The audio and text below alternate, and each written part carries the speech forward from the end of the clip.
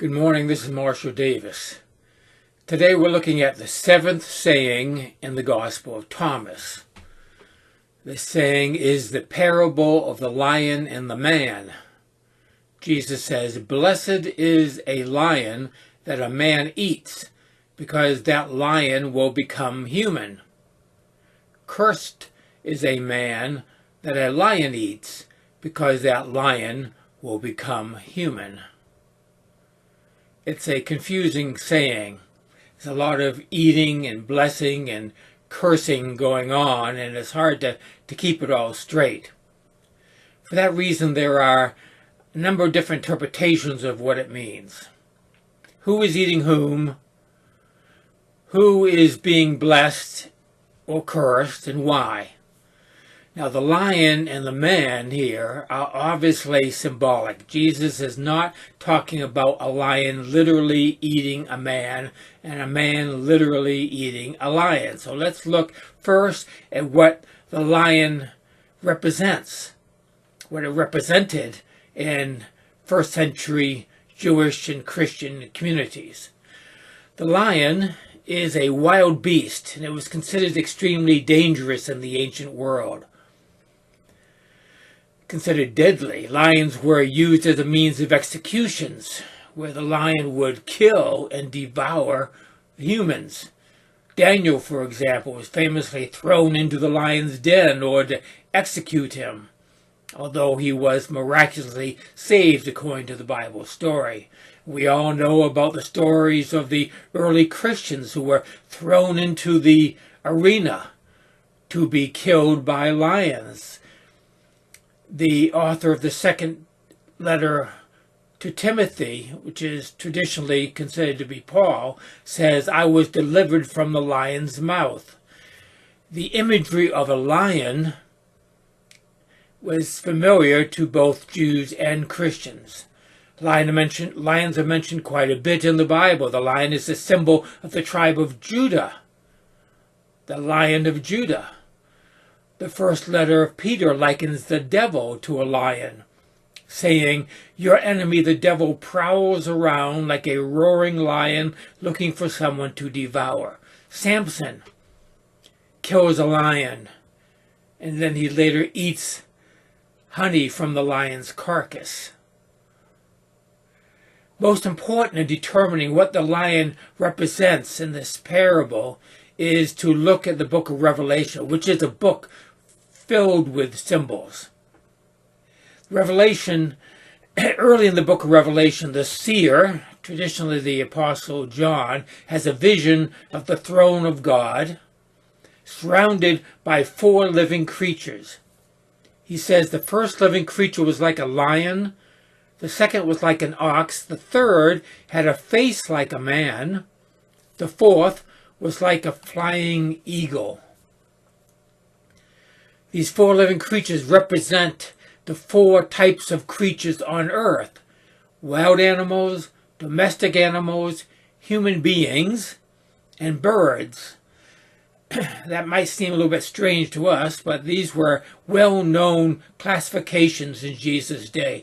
So it's very likely that in the Gospel of Thomas, the lion represents a wild animal.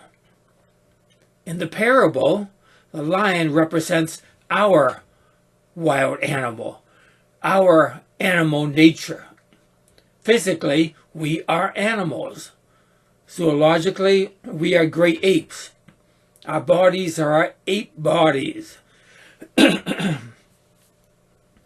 referred to this in a previous episode as my pet ape. Our brains are ape brains. Buddhists famously talk about the monkey mind. The Apostle Paul refers to this as the flesh. Colossians talks about the fleshly mind. This is the ego, the psyche, the self with a lowercase s, the psychological, personal self. In short, the lion represents the animal nature of a human being. Okay, what does the man represent in Jesus' parable in the Gospel of Thomas? It represents our higher nature. It represents what Genesis means as being made in the image of God. The man in the parable represents our true nature, our true self, our deeper nature, you could say. It represents what it means to be authentically human. It's what Jesus means when he uses the term Son of Man, which is Jesus' favorite term for himself. He never calls himself the Son of God, even though he didn't refuse that title, but he often called himself the Son of Man. Jesus was probably referencing a vision of the prophet Daniel. Daniel has a vision in which he says, I saw in the night visions, and behold, with the clouds of heaven there came one like a son of man. And he came to the Ancient of Days, and was presented before him, and to him was given dominion and glory and a kingdom. His dominion is an everlasting dominion which shall not pass away. So this one like a son of man, this one with the face of a man in that vision and revelation, is a deeper sense of what it means to be human, more than just the outward animal nature. The Son of Man in Daniel's vision came to be seen as a divine or messianic figure. So by referring to himself as a Son of Man, Jesus was both affirming his humanity while also pointing something beyond our animal human nature. This is the context in which Jesus told the parable of the man and the lion. Jesus was saying he was physically human, but more than that, he was true human, true man, authentic human. In other words, he was the Christ. We can call this the Christ nature, like the Buddhists call this the Buddha nature. The man in the parable is the self with a capital S. It is who we really are.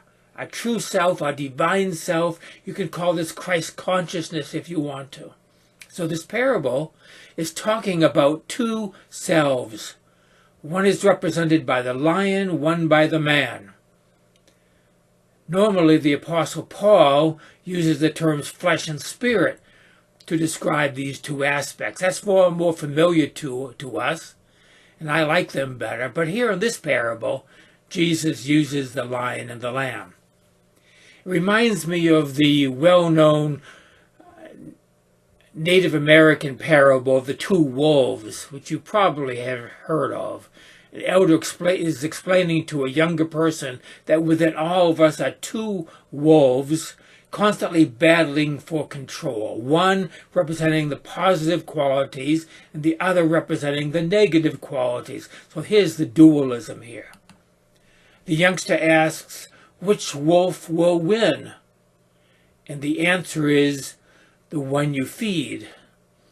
Now, the story is not a perfect analogy to Jesus' parable, but it's helpful. And now that we know what the two figures represent, let us look at Jesus' parable again. He says, blessed is a lion that a man eats, because that lion will become human. Cursed is a man that a lion eats, because that lion will become human. So let's look at who was eating whom and what it means. In the first half of the saying, the man is eating the lion. Blessed is a lion that a man eats, because that lion will become human. Now, this sounds a bit strange to us because lions are not part of our diet. In fact, in the Torah, in the book of Leviticus, it is forbidden to eat four-footed animals with paws. That would include cats and dogs and lions and tigers and bears and things like that. So the man is not blessed when eating the lion, but the lion is blessed when he's eaten by the man. Now remember, these figures are symbolic of our animal nature and our divine nature. So the parable is saying that our animal nature is blessed when it is consumed by, becomes incorporated into, and becomes one with our divine nature. The two natures become whole. Two becomes one, non-duality. It's a narrative way of saying that everything is, in fact, ultimately the divine self. Every part of us is ultimately an expression, including everything in the world is ultimately an expression of this ultimate reality. When we see that, then we see the lower animal nature as part of the one authentic human.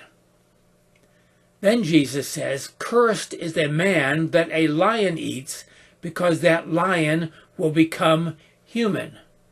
Now it's interesting that in both cases, the first and the second part of the parable, the lion becomes human. But here in the second part, the man is eaten by the lion. This is referring to a person who is consumed by his or her animal nature, whose true nature becomes subservient to the animal nature. In other words, we forget what we really are deep down. That, says Jesus, is a curse. It's not the way it's meant to be. If we allow the true self to be overcome and consumed by the false self, then we are not fulfilling the meaning and purpose of human existence. Now again, in both parts, the lion becomes human. That is reminding us that no matter what happens in our lives, no matter what we do or don't do, this one reality has the final word. It's always one reality, and nothing can change that. Another way of saying this is to say that the Son of Man is victorious, like in Daniel's vision. His kingdom is an everlasting kingdom that will not pass away. This world of duality will pass away, but the kingdom of God is eternal. Blessed is a lion that a man eats, because that lion will become human. Cursed is a man that a lion eats, because that lion will become human. And that is it for today. Grace and peace to you.